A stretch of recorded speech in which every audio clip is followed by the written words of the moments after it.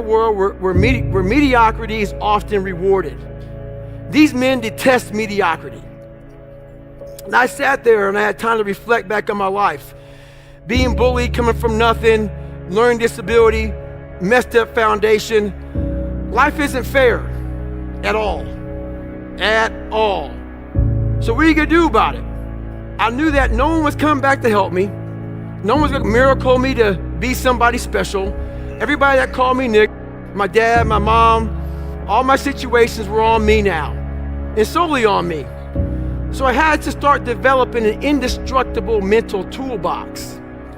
So I sat there on that couch and I realized, man, I am a piece of shit. And even though the world helped me get here, my false reality helped me even more.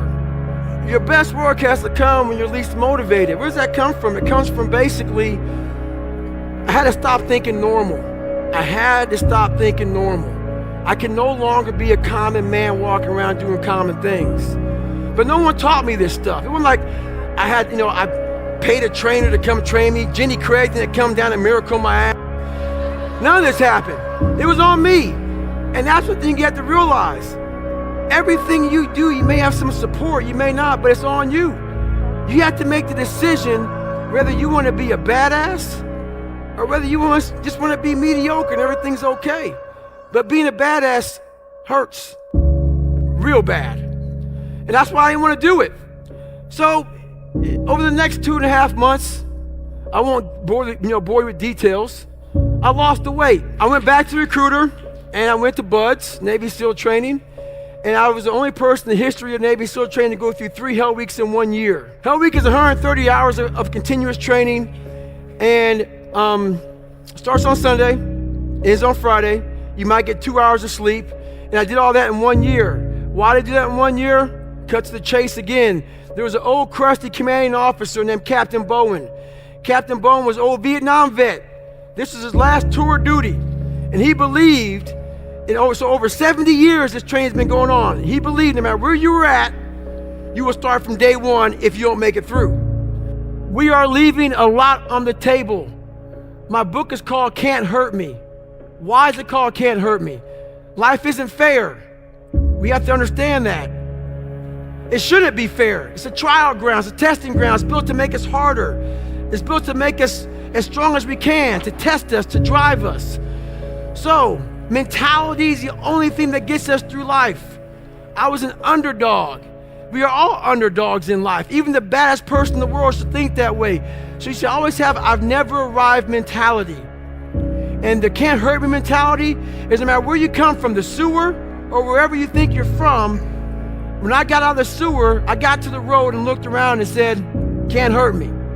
Nothing should be able to hurt you. If you believe that, it starts to become true. It was honestly, I started shaving my head at a young age, and I lied so much because I wanted everybody to like me. I wanted to be accepted so badly. So whatever you liked, I liked. I mean, I liked it, but just so you like me, that's what I thought about. So for a period of time, looking in that mirror every day, you can't lie to yourself, man. That dirty bathroom mirror that with all that daggone toothpaste scum and whatever on it, it's telling you the truth. It's saying, hey man, you are a jacked up cat. And a lot of us have this voice in our head. We all know that voice in our head that tells us the truth every single day that we try to run away from, that says we're scared of this, let's go this way. It started gnawing at me so horribly bad that it wouldn't allow me to live anymore without facing me. I had to go back in the dungeon. So when I tell my story, I tell it on a very surface level. I had to go down in the dungeon, the sewer where my mind used to be at, and talk to that guy. Because I wanted to live my life in a way that when I died, I was proud of myself. I know what pride felt like. And if it took pushing myself to death, I was willing to do that. But I wanted to look in that mirror, not impress anybody, not money, not fame, not nothing. I wanted to impress the guy in the daggone mirror. And I worked endlessly and tirelessly to do that. And it happened. We'll do leadership first.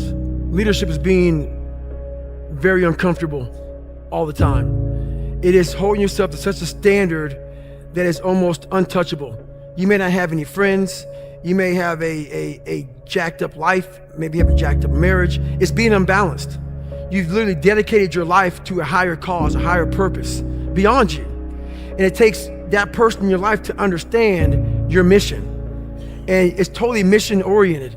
It's that guy that's like, okay, let's say we're gonna work out at 5 o'clock and I'm in charge, I'm the leader. My guys and my girls, whoever it may be, need to see me running to work at 3:30. I need to take every excuse that they may have away from them. They need to see me outworking them every day, not trying to put them down, but saying, God, man, if he's doing this, man, so when I tell you to do something, you can't say no. You realize he's getting after it every day. I cannot say no to him. He's leading by example. So that's what it's all about. It's about, and people say lead by example. It's so easy to say that, man. It's so easy to say that, but to do that every day, to wake up every day miserable and say, God, I don't want to do this anymore, that's when you know you're a leader. When you're at that point and you're saying to yourself, every night is Groundhog's Day. Every single day, you know, I'm going back in the lab again, man. I'm going back in the lab every single day. You know it's not gonna end. That's when you know you're being a leader, when your life truly is it sucks. People love scoring the touchdowns, man, but no one wants to be a lineman. Right. They get praised for scoring the touchdowns. That lineman is doing all the work. I just do me, I'm out there running, working out, and just trying to find out more of what this is all about, trying to find out more what I'm all about. So that takes me getting away. I'm not about even doing these podcasts, man. So nothing against you, but I'm not about all this stuff. I'm not one that likes to hear himself talk a lot. I'm about action, and action means less talking and more doing. So that's where I've been. I'm always looking for more. I'm always looking for what's the next thing for myself. How can I grow? And that right there was the next thing for me. I didn't want to sit back and, just enjoy my retirement from the military. There's no growth in that. So I decided to go out and do this. Sometimes there is a way to get out, but a lot of times it's just, if someone gets hurt on the jump, a lot of times we have to build, like cut down a bunch of trees so a helicopter can come in, land, and get them out. So we are the only access. We have to save ourselves.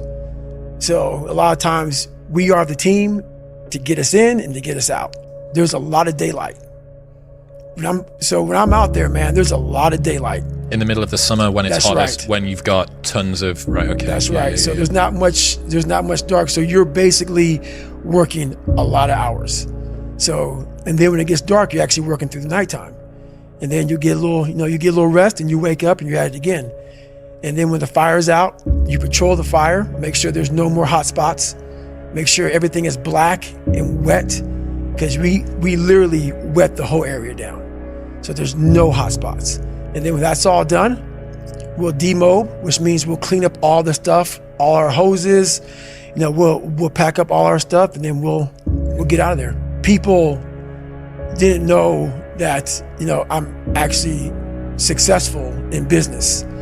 And didn't realize that I was like basically turned down millions of dollars to do this job, and they can continue thinking it. To make $15 an hour. To make $15 an hour, so yeah.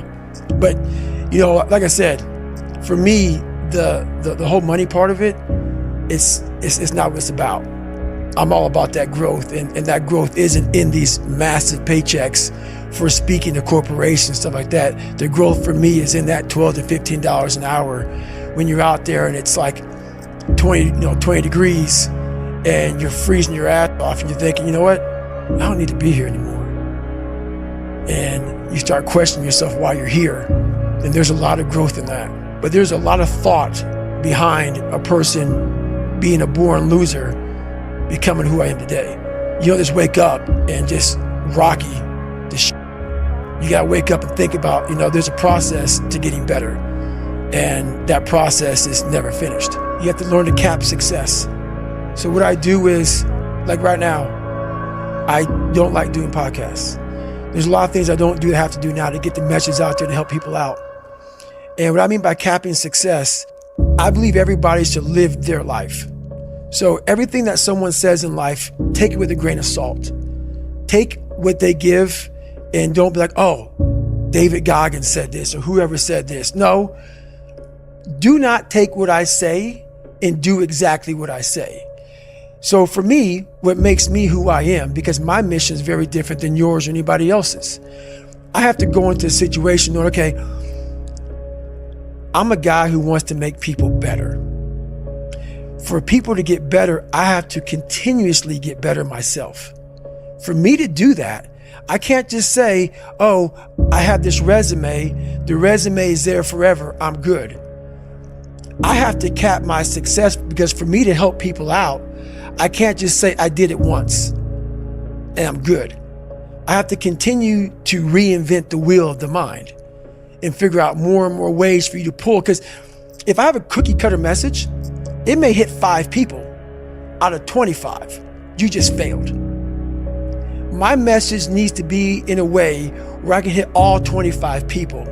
It needs to be broad enough to where all 25 people may not like the message, but they're getting something from it. And that is evolution. You must continue to evolve. And you don't evolve, for me, in my job, unless I cap myself somewhere and say, okay, you made this much money, get back to fucking work. It's time to get back to work. Stop hearing yourself talk, get off the podcast, don't be on social media too much, cut out all the noise, get back to the mental lab, because that's where the knowledge came from. So for me, I must cap myself so I can come back with better, more unique knowledge versus all that cookie cutter knowledge that's out there. That's why people buy the books I have, because it's not cookie cutter. We all have a story. And I believe that we're all teachers. We're all teachers. And if you don't learn something and give back like what you learned, what's the point of living? You're wasting. Yeah, you're wasting. You have all this knowledge of what you learned. Some people may think you're crazy. Some people may put a title on you, but it is those few people who are like, you know what, I need to hear that. Mm-hmm. So you have to put yourself out there. The hardest obstacle was myself. I started realizing more and more and more that all these people were gone. What was haunting me was me. I can't control my dad. I can't control the people calling me. I can't control all these things, but they were things that kept me down. It started becoming my reality. My reality was what they made it out to be. And I became the most important conversation you'll ever have with your life, in your life, is when you have yourself. Mm-hmm. And my conversation was absolutely horrifying. What were you saying to yourself? I'm dumb. I'm nobody. My dad was great in mental warfare. A drunk, insecure man will make everybody around him feel like hell. Yeah. Because he wants to give you no power. And that's why he was so mean to my mom and myself and my brother, because he didn't want anybody to get above him. Mm-hmm. He wanted to keep you down low. So when you're growing up with all of this stuff, all this hate, and it wasn't the beatings.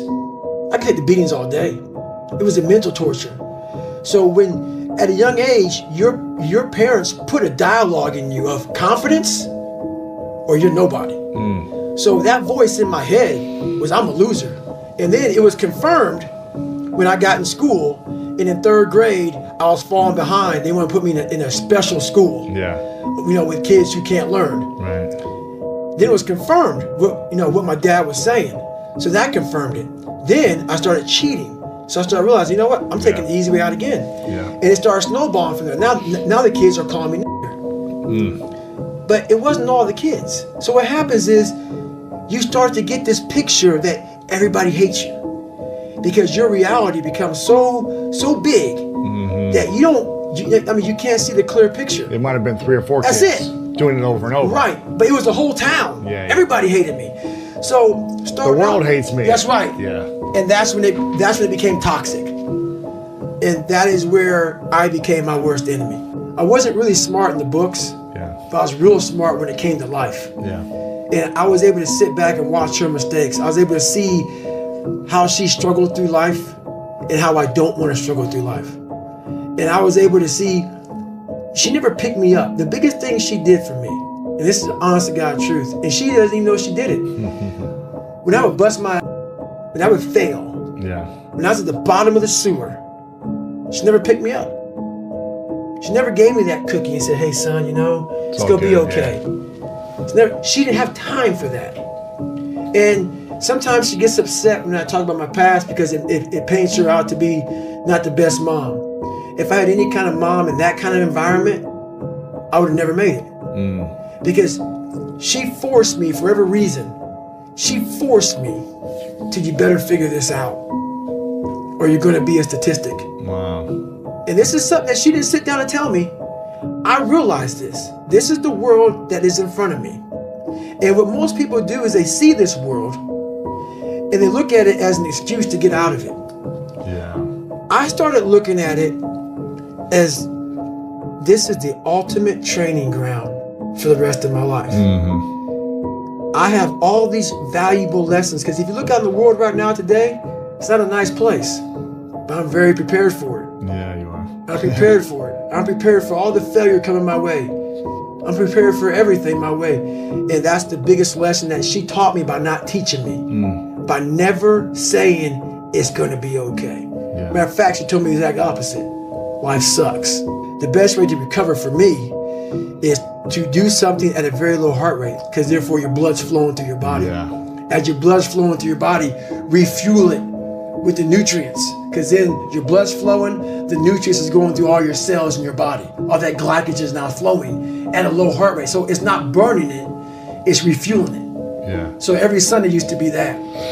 And it kind of snowballed into, as human beings, we believe, like so many people, before I give them a workout plan, they're talking about recovery. Everybody that hears me speak, they want to go straight to recovery. Work out first. Work out first. Before you talk to me about recovery, How to recover, yeah. work out first. We are always looking for, like whenever I talk to people, people take my words and they put it in a way to where they want to feel comfortable. This guy, they want to put you in a box.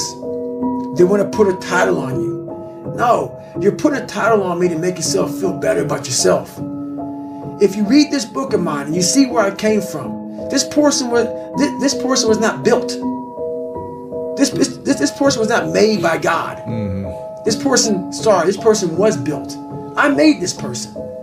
I made this person by diving into the insecurities that life gave me. Because now they're yours. They're yours to own. If you're not smart, call yourself dumb. It's okay, because you are. But take that not as you put yourself down. If you're fat, call yourself fat. I used to be 300 pounds. We want to talk so soft to ourselves. We're looking for that recovery day. And that recovery day is everything in your life. Everything in your life is a recovery day. We're looking for it. It's not coming. It's not coming. Get over that recovery day. And that's the mentality I took with me. And what happened through that process was all the frivolous things of life started to float away. I used to tell people lies so they would like me.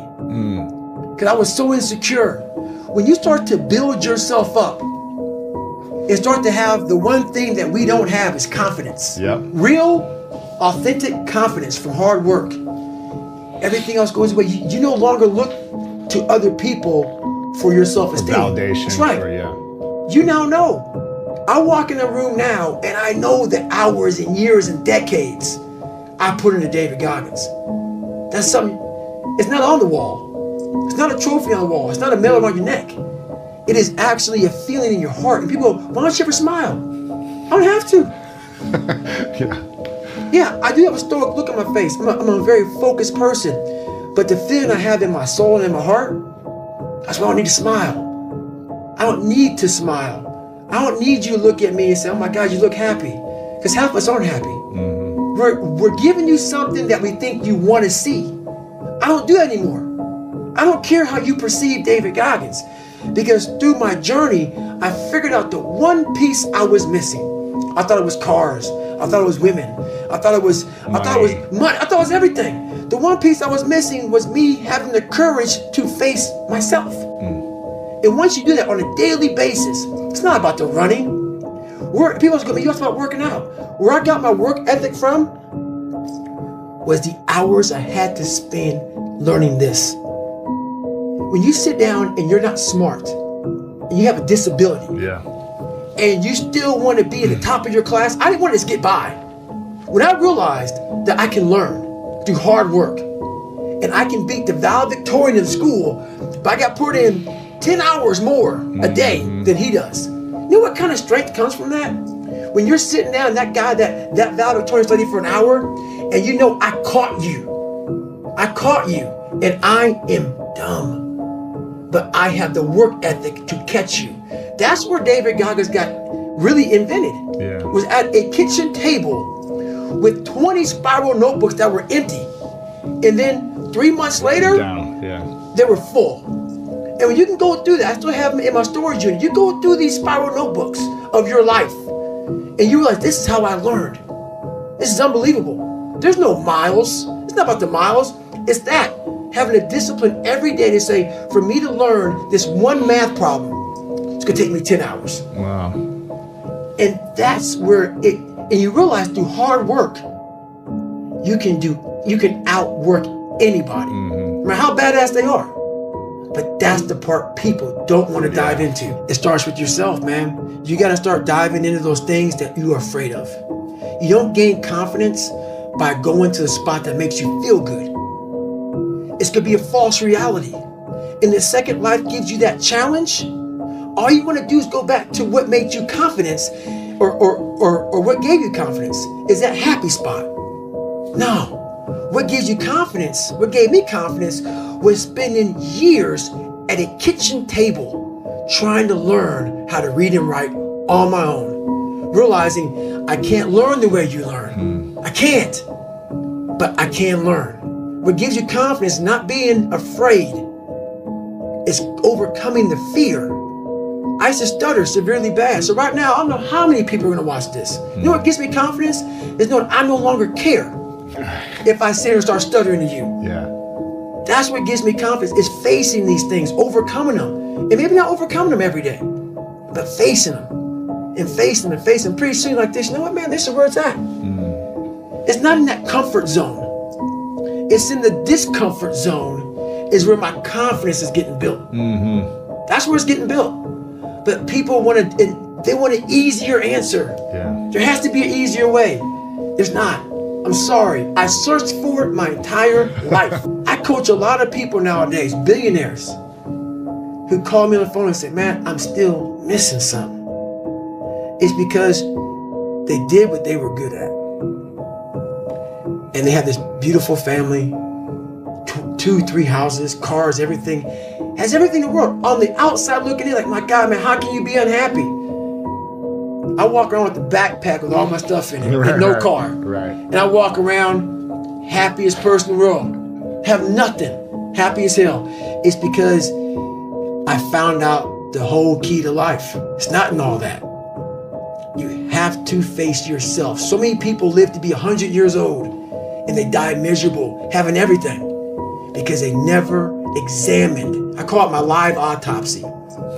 You never examine this. Happiness, peace, enlightenment, it's all up here, man. It's all up here. We all have different things in our life that have scarred us. We want to act like those scars don't exist. So those scars, like, you know, if you go out and you get cut, that scar is going to be there on your arm. You can go down and look at that cut and say, oh, or that scar and say, oh, that happened from, you know, I was in the kitchen, or what happened. We have the same thing on our brain. I have all these scars on my brain from growing up, from, you know, being abused, from suffering through life, from having a learning disability, from stuttering, from having just a really bad childhood. And so all those memories, I had to cut open that scar and go into it. And that was a hard process for me to do. Not only was that a hard process for me to do, for me to have the courage to share that with people, you know, because I'm the so-called toughest man on the planet. So they think. So for me to break open that shell and tell people, hey, that wasn't always me. You know, it's hard to do, you know, it's hard to do. So it was a tough process.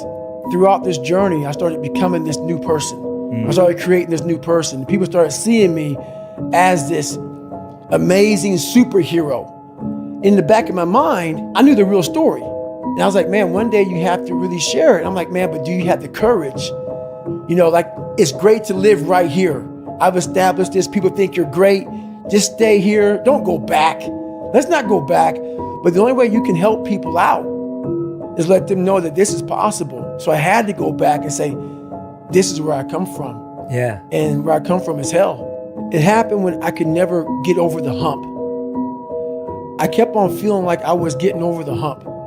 And then one little windstorm, small little windstorm would come by and push me back to scratch. It's like, why am I not, I'm learning how to read now. I was a junior in high school and couldn't read that well, a 4th grade reading level, because I would cheat on everything. And I learned how to read, I learned how to write. I taught myself all these things, all these disciplines.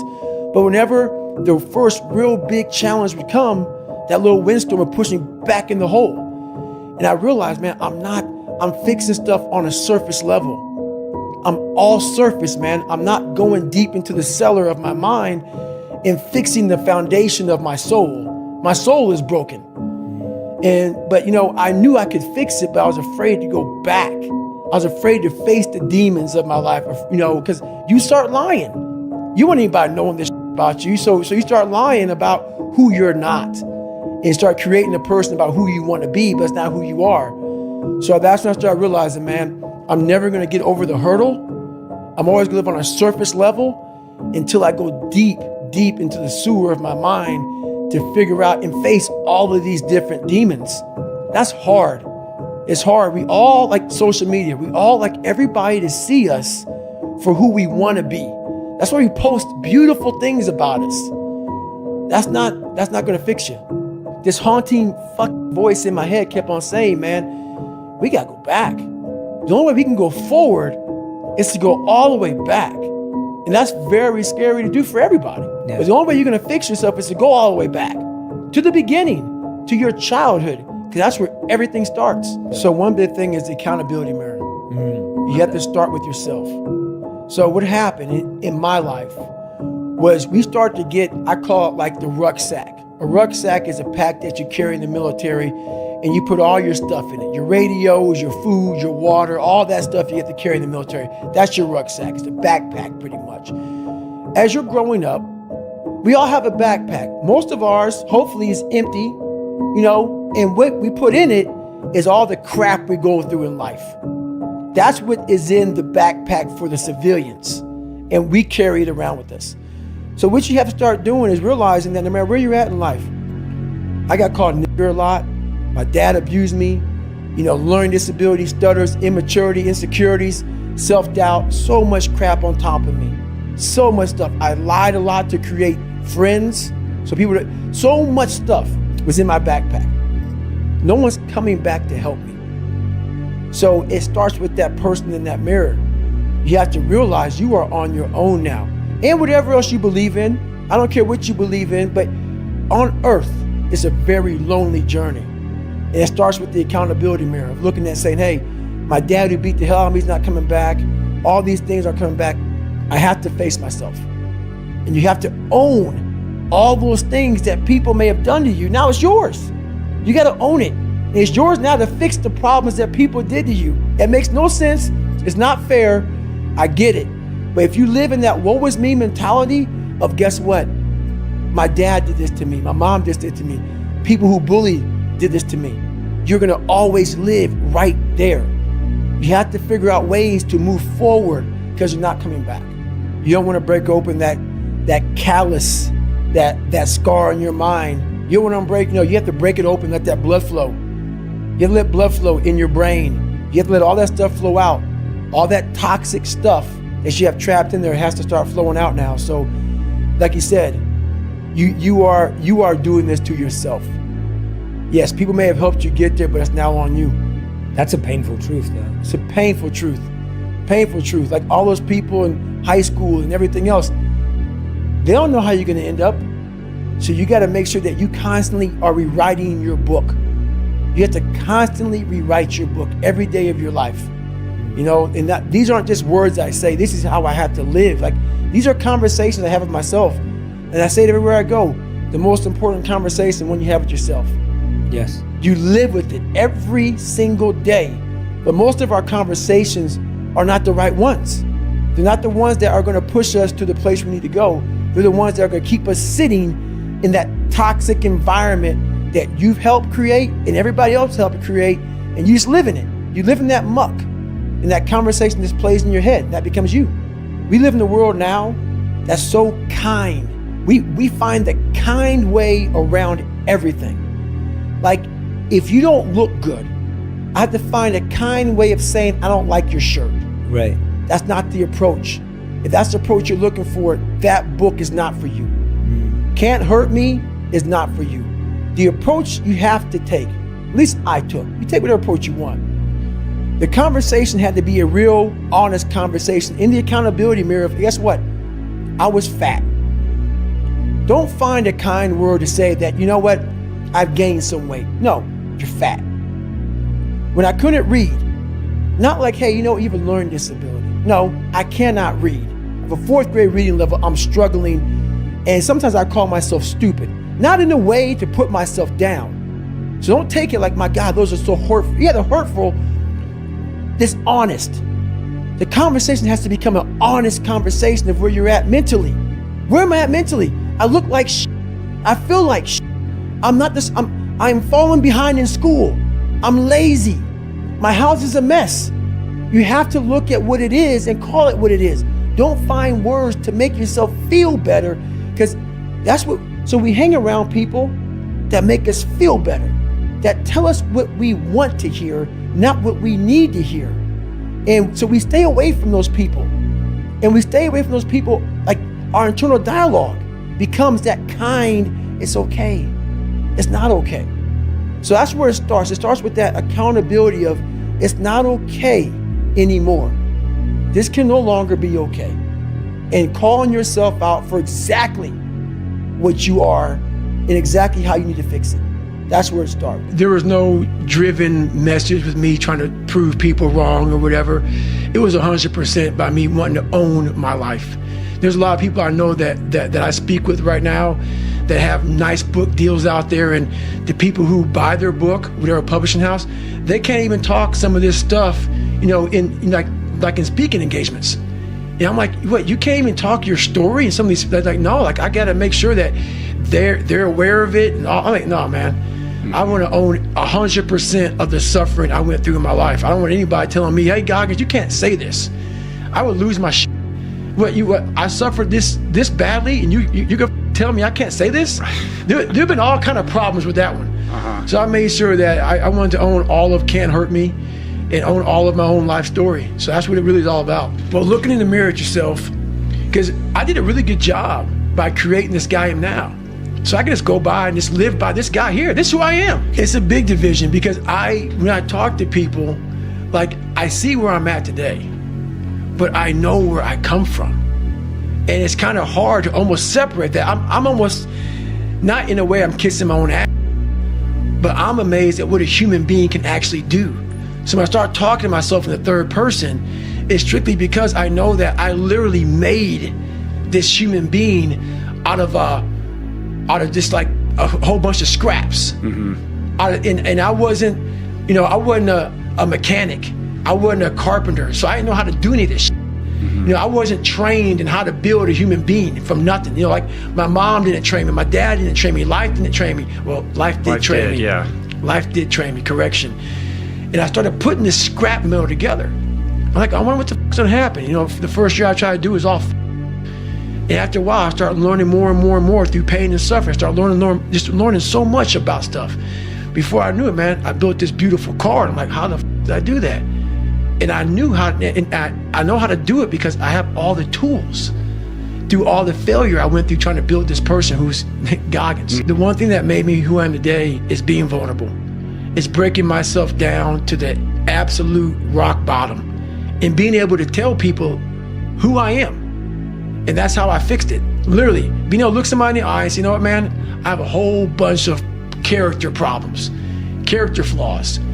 I've lied about this. I've cheated here. I'm insecure here. This isn't the real me. I lied to you about that. I wanted your acceptance in life. All those things happen, but the thing about it is that we get judged so quickly by who we are. We don't know. We don't go to where it happened. Life created this person, me. Life created me to be this person I was back in the day. And I had to realize, man, That's okay, man. It's not my fault. Now I gotta go back and fix this shit though. So a lot of this isn't your fault, why you do some things you do, why you feel the way you feel. But no one's coming back to save you. You have to go back to where the shit started, wherever that place is for everybody, and have the courage to go back there and start fixing what broke you. When you come from a small town, and you come from a place that a lot of people don't want to come out of it and get out of it, and all you want to do is become somebody, when you have small town mentality is a real mentality. You've got to be able to get out and let your mind see open-mindedness. Because a small town, what it does to you is it closes your mind. Completely closes your mind. Not everybody. This isn't everybody. A lot of people. You have to be able to go out there and create open-mindedness. You need space. You need space to see the world. Like a lot of racism, a lot of ignorance in the world, it comes from people not being out and seeing other things, seeing other people, seeing all kind of shit. That's why we judge so harshly, because our minds are so closed to the reality of life. Period. Have you been back to Brazil? I went back to Brazil a couple times, and I have nothing wrong with Brazil. Because once again, another thing about growth is you can't hold on to hate. You can't hold on to hate. And see, once you take a different step, so I had to take a step out of my life, because once you're in that hell, that's all you see is what's in front of you. When I stepped out of it, I saw Brazil very differently. There were a lot of great people in Brazil. Some of the best people I knew were from Brazil. But when you're in hell, all you see is a little patch in front of you of the kids that are calling you nigger, or the people that spray painted nigger were gonna kill you on your car. People put that shit in your locker. People put that on your notebook in Spanish class. That's all you see. You didn't see that. My God, a lot of people like me here. So once you take a step back and see the reality of the true ignorance that you're dealing with from a small group of people, that's when you get growth. I had a learning disability. I was stuttering. I was battling so much shit that I never even told my mom about, because she was battling her own demons. So at 8 years old, I'm looking for comfort, and I'm like, hey, don't bother your mom with shit. You were not the man of the house. And I started becoming real protective of my mother at a young age. So whatever you're going through, man, you're on your fucking own. You're not gonna tell your mom shit. And she ended up finding out later through the school systems and through me failing and through me, all these issues I went through. She found out a lot, but I kept as much as I could from her, man. And that really was a hard task for me to raise yourself mentally when you're already in the deepest, darkest dungeon of all time. And I think that's where I started really creating myself. I had to really start creating a certain pattern, a certain process, a certain kind of indestructible toolbox to handle my life. I was looking for strength my entire life. I didn't have any.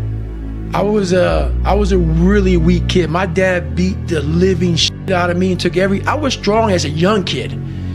But me protecting my mom for so many years in that house, my dad made me very afraid because he beat the shit out of me every time I went at him. So in that, every man wants courage. Every man wants strength. At least this one does. So I found it in every way possible. And when I see a strong guy, I was like, okay, maybe he can teach me. You know what? It comes down to this for me. How do I want to be remembered? And that's the problem, man. Like nowadays, people don't give a fuck how they're remembered. They don't give a fuck about their family. Everybody's equal. Their mom is equal to them. Their dad's equal to them. They're growing. Everybody's equal. So it's a tough question to ask, because when I grew up, my mom worked 3 jobs, and all I wanted to do, and she got her ass damn near murdered. And it took her down a dark hole. And I saw this. That helped me grow up to say, all I want to do is retire my mother when I get older. That's all I want to do. And thank God I did that. But the thing about it, with a lot of people, they don't have that in them. The parents raise the kids very differently now, so the kids don't have that sense of self. And I believe in self-discipline, self-pride, self-motivation. No one has that self anymore. That self is gone. So that driving force that tells you, I have to do this. I took great pride in the fact that I was nobody. And what you just described put goosebumps on me, because that's exactly what I took pride in. Was I'm gonna make sure you're good and you're good. My mom would tell you right now, she's right there sitting. She is. She knows I don't buy myself shit. I take great pride in that. I don't want shit. Because how I'm wired to, hey mom, I'm gonna get you this, and this. My girl, everybody's got everything. I don't even own a car, and I'm a multi-millionaire. And I say that with pride. Yeah. Because what I was here to do as a man, and men may not even want to hear this, it sounds so barbaric. That's the pride in which you have as a man, is that you see your mom, you see your girl, you see your kids, you see all this, you see them doing well. That's all a real man wants. They don't give a about how they dress, how they look, what they're driving. They don't give a because why?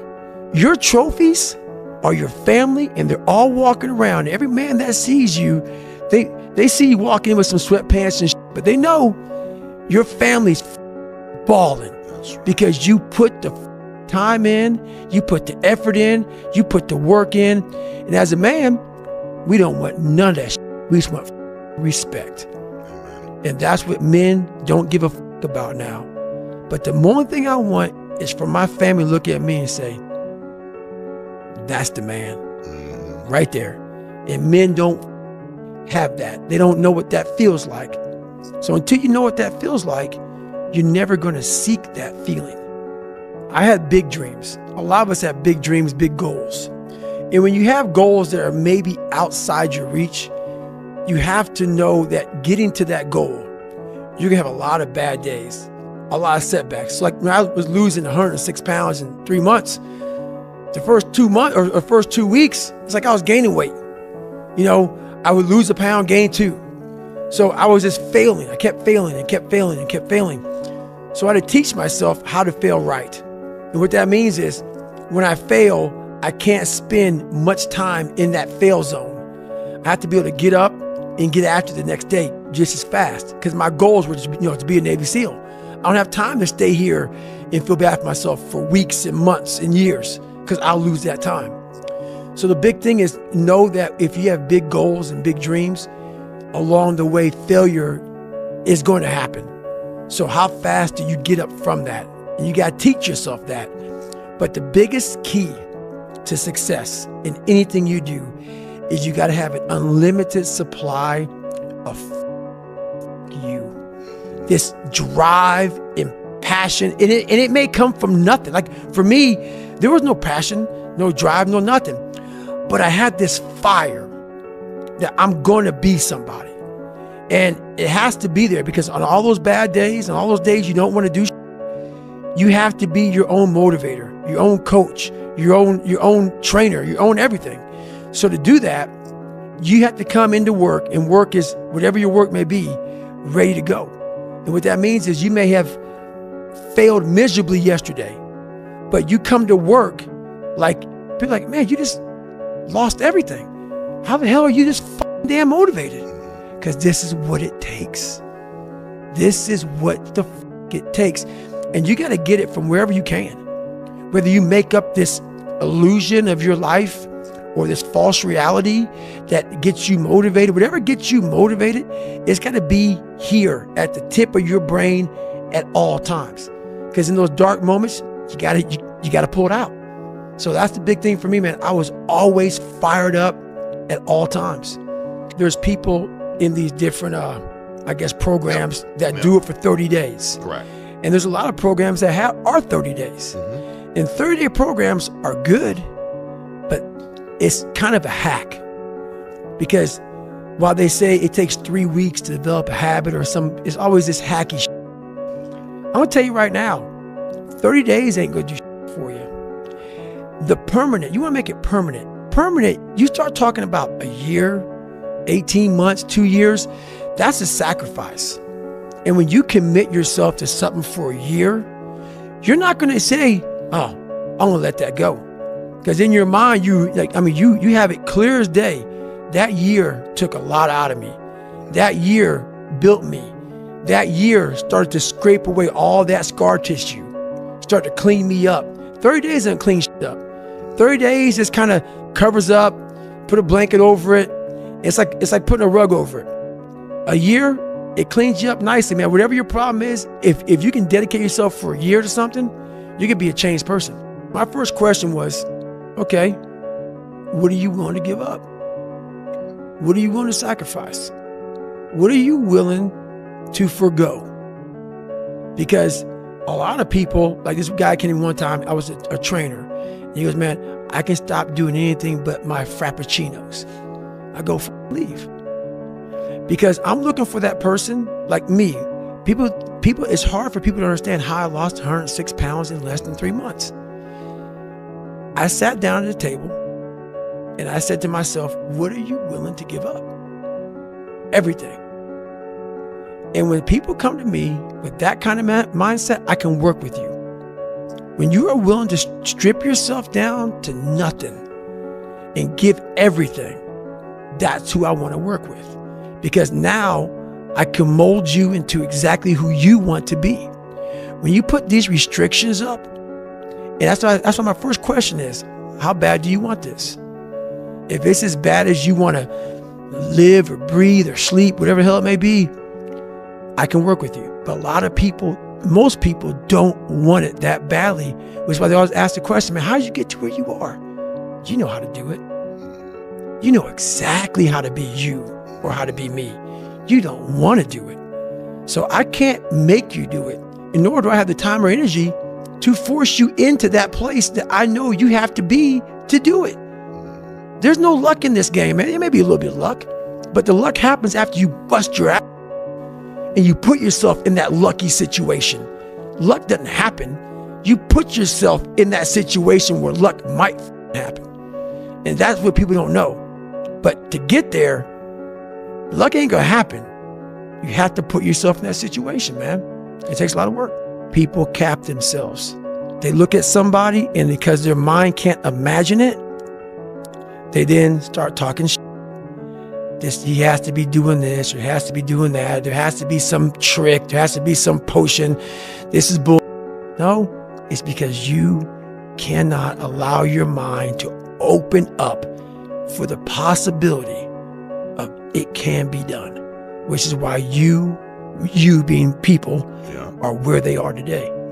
Because you shackled your mind to have limits. And everybody has a limit.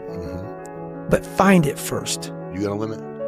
I haven't found it yet. I don't think you have. I haven't found it yet. It's pretty crazy. It's crazy. I haven't found it yet. I find it at times, but what happens is I then figure out how to get around it, through it, above it, climb over it. So those limits, I'm always, that's what I said, I taught myself how to fail. I'm always skirting on that like limit of like, okay, I'm there. Okay, I failed. But I was right there. What did I miss? What did I miss? Oh, that's what I fucking missed. And then it happens. People get hurt by these people. I love them. You're telling me every day, because I used to be a weak motherfucker too. You're showing me every day who you are. You 23 million people. You're watching me, but you don't want to admit you're watching me. This is great. I know exactly who you are. So while they want to come on, some of them want to come on and offend me, but you gotta see what's up with Goggins. You gotta see what's up with him. Must see TV. So you gotta watch it. So that's amazing. I don't even know who the f you are. First of all, if maybe you took your life more serious, lose some weight versus trying to imitate David Goggins. First thing, but second thing is, where you going? What do you want to do with your life, bro? Like you saw David Goggins, and because now you want some followers, I'm going to imitate David Goggins, and I'm going to be a big old fat white dude. That's right. That runs and spills a bunch of shit. While it may be funny, where the f are you going? You look like late 20s, early 30s. Yeah. Where the f are you going, bro? Not very long or like, far. Life right now needs to really be kicking you in the back of the head saying, look, man, our time frame is done. Because what people don't get about life is up until you're about 30, you know what you're doing. You're kind of just scrambling around unless you have good direction. Then you might figure it out from 30 to 50 something, maybe 60. And then the back half of your life, you're so 2/3 of your life, you suck. So the more you fuck up that middle part, from 30 to 50, 40 to 60-ish, you only got about good 25 years of like, man, I'm killing it out here. People don't get that. So you're fucking around out here, running around your shirt off, and you're in that window now of like, you're starting to waste time, bro. You're starting to waste time. My military career was everything for me. Yeah. And I won't go too deep into it, Yeah. but when you are trying to take away something that I worked so hard for because you have a thing against me, and a lot of people who are jealous, I'm a man. So I offend a lot of other so-called men, just to cut to the chase. Understood. All right? Yep. It took a lot for me to be a man. It ain't easy. Nope. It's the hardest thing a person can ever do in the world is be a man. Real dude. Yep. From working out to eating to family to doing all the fucking shit. You ain't happy a lot. Correct. A lot. True. So all this shit, people want to talk about, oh man, I ain't happy a lot. All right? I ain't supposed to be. So when you live that way, and people know you ain't lying, and they saw the work you put in, it makes a motherfucker feel alpha. It makes the alpha feel a little bit weird around you. So after a while, when you exceed the standards of the military, exceed the standards of Navy SEALs, and you're constantly going to this direction, you're some fat, dumb black dude couldn't swim. Now you exceeding the standard, starts to rub some people the wrong way. And I would tell people about it. Not like talking shit to them, but we gotta be better. Like I talked to that Ranger back there. Yep. Sure did. It's who the f we are, man. That's what we right. gotta do. So when you try to take that from me, I don't care who likes me. I'm going to attack you head on. You're gonna see my face. I'm not gonna cower. I'm gonna call you the f out. I'm gonna bring my shit because I earned that. So that's one thing as a man. That's what sucks as a man. You know how nervous that was for me to sit back and know I'm gonna possibly have a whole community coming at me. Think about it. I'm one dude. Yeah. And I'm attacking a whole bunch of motherfuckers. That's why it's easier just to shut the f up. Just quietly go away. I sat back for months and said, man, I gotta do this. And I went through everything. I know this is gonna come with it, this is gonna come with it, this is gonna come with it, but I'll be able to sleep at night as a man. And that's what came of that. You know, he ran his mouth, he lied. Yeah. And I said, well, I guess I gotta do this now. It's time. It's time. A real person, a real alpha, a real go-getter, they ain't saying shit about nobody. Correct. That's why you will never, ever hear me dropping somebody's name, running my mouth about somebody. I don't know what you went through. I don't know what you're going through. I didn't wear the shoes you wore when you were a kid. I didn't grow up in your f***ed up house. I didn't have your f***ed up family. I don't know shit about you. So guess what I do? Shut the f*** up. Because real men don't say shit. Because first of all, we're too busy trying to grind and be better. Correct. Second of all, unless we know what we know, we shut our mouths. But nowadays, there's not many real men who live by that creed of like, you know, if you're on social media running your mouth and shit, you're just a. Correct. You're honestly, and that's not me trying to be some after school special. You really are. Real men ain't doing it. Real men don't care about that gossipy bullshit. Get to work, man.